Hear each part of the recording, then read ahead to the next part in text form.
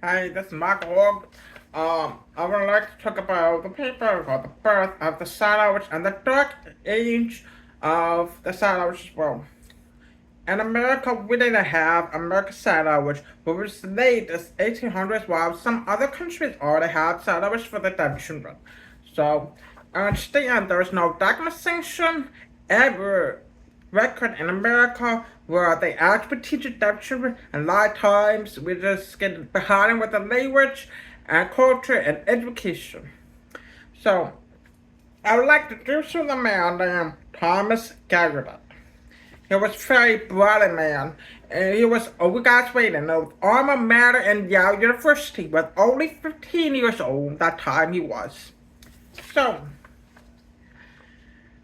and he married a certain wealthy family, which married with all the family support him, but there was one of them he married was excuse me, Alice Coxwell. So, like his family who have a deaf daughter named Alice Coxwell. And he was faster with deaf community. He didn't have to understand the sign language, but he have heard some situation where they can help. So we taught the families that the sign language was in England, but they found out eventually it was actually Paris. So her father doesn't like the idea of sending his daughter straight to the other country while she doesn't know how she's doing, what's progress. She doesn't know nothing. So Thomas Scott has an idea, why not? They could bring the culture from Paris to America. The culture, the sign language, the figure spelling, the roots, and strutters, and everything. So, yes, they like the idea of that part, so they sent him a fun, and he went straight to the other country. Part of his idea, when he went there, he met the famous man named Abby Sekar, who was introduced his favorite student, who was deaf and blind, named Lord Clark in 1815. So, Garnet had to stay in Paris to learn French sign language for 13 months. 13 months. So, at that point, they're actually able to learn all the words stutter. So, he had to persuade his teacher that he wanted to bring Lord Clark to America with him and try to give the birth of the American sign language. So, Lord Clark doesn't mind really. He was open, he was willing to do it. So he had to get a permission with his teacher.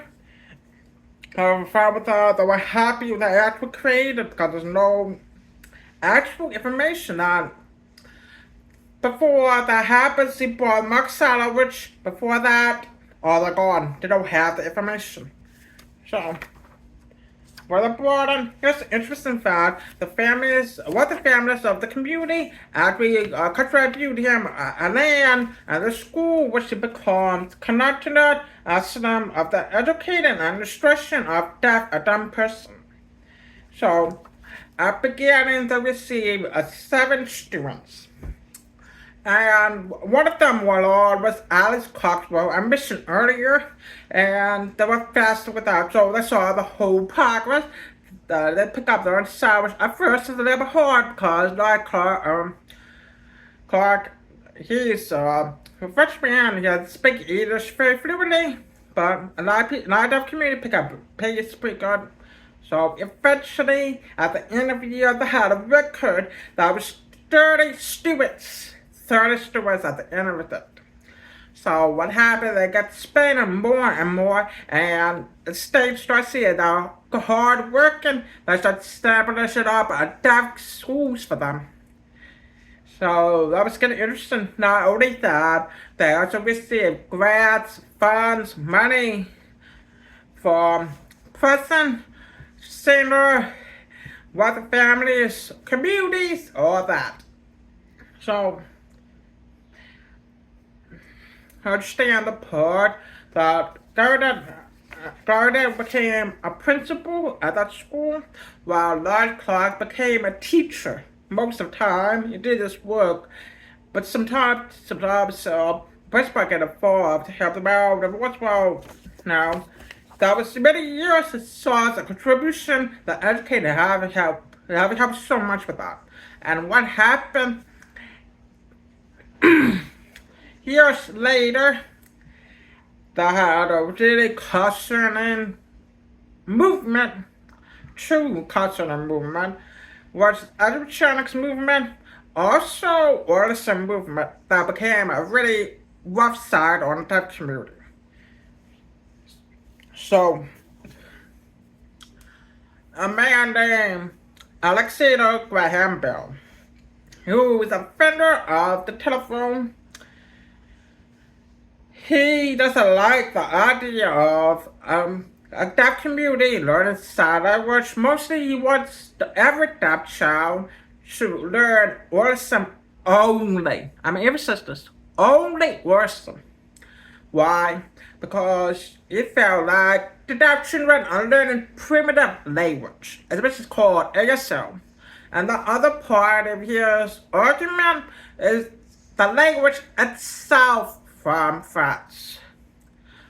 But the parties carried a Clark are churning the French side language mostly to American side language. And about nowadays we have about 60% of our language was from French side language. Mostly, but most time was evolving in modern days. So, I understand that his belief, Dr. Bell's belief, I think I call him Dr. Bell something, his belief was so absent with his son of Thomas Gaudet, Gaudet son, who is Edward Miller Gaudet. Included with Lord Clark, including the man himself. But a lot of time, he doesn't really understand a lot of a person. But it's interesting fact about it. Alexander Graham Bell was really interesting because he had a deaf mother, a deaf wife, and so often with the deaf community, I really don't understand where that perspective from. For me, I kind of understand because his perspective is from his father, mostly. His father was the one who came up for verbal, what's it called? Verbal something. He set up the rules where the voice was have all the vibration and deaf people has to feel it all the time. So, and often what happened when they had a certain year that was called the Melon Harvest of 1880. It's in a time in which Scott is already part of it, but the rules set up to understand that nobody who's a teacher in that Italian melon, nobody was deaf. Nobody. Nobody had spirits with deaf people that thought back there was only perfect art to teach deaf kids. Only way was worse and often the country that came to Italian, not all of them have a developed sign language which they don't know. And some others have malicious intent. So, I understand that there was two sides of argument that Dr. Bell himself, he was not really greatly involved with that meaning, but understand he has a little bit of fluid dialogue. But the point is what happened when they banned American Sign Language at that time. And that ban explained awesome movement so rapidly. and including the animatronics. The animatronics that fall without meaning, no, it's not. But that was a separate case, but where she is, the entry bell, he is ideology, vision, was so much up with the movement, the animatronics movement. So a lot of time he tried to prove himself with animals, of true dead animals. And that gave a birth of their own, and turned out he was afraid because the outcome of the deaf ones was more and more and more of the deaf community. He was so afraid that deaf community will be replaced hearing, which is not true. Because of our deaf community, it was so small. It can't be replaced to the hearing community can't. And often of his goal, he wants to fully emerge the deaf children to hearing society only. So a lot of time with the million past, a lot of deaf kids, including adults, experiencing corporal punishment from private life, from like home, maybe they walk on the street with friends, but they're talking sign language that can get from minor like small discipline, small thing discipline, compared with massive, severe, like physical abuse, bloody, brutal. It was a whole spectrum. So because of that, I was passing, and those people were using the rules, so that was all banned. But in America, we don't have the law that passed that said was actually banned. No, but the information spread around the people that were learned from that. They thought it was okay to give a deaf child a corporal punishment, and which is not really great idea. So that was encouraging in school and home. So, and the deaf students that had their own cigarette club. I understand at that time the ASL almost destroyed. Almost. The deaf community, the culture, the language was almost destroyed. So, really, what saves the ASL? There's several ways, but I'm going to emphasize this one. The deaf children developed some cigarette club. It's like, I'm just using comparison. It was called the Breakfast Club, but it was cigarette club. I'm going to emphasize over comparing. So what they do, they had newer students at their school. So every night, early in the morning before, not right before, but few hours before school start, they gather up students who experienced with ASL, but they were still developing true, but they're still in more at that time. So because of the language that abstract, that affects the development of ASL. So the interesting part is, those who experience know what ASL do, how they teach the basic. Those who are newer students never had the ASL. The deaf students never had. Most time, the boy that grew up, or the pet that grew up, and died with almost or all of their life. So, what happened? So when teachers that passed on, I believe, 80 years. 80 years, but almost 100 years. That law was set up that banned that law, but the organization, the movement, still there for over 80 years. We didn't have protection. There's no protection for deaf or children with disability community. No. So, what happened? Some countries, well, that's the follow-up that Maryland law says recently.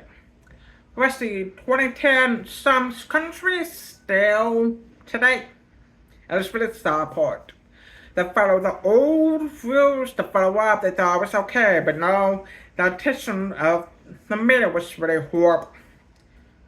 But instead that HBO not really bother to protect the community with the children from that movement. So,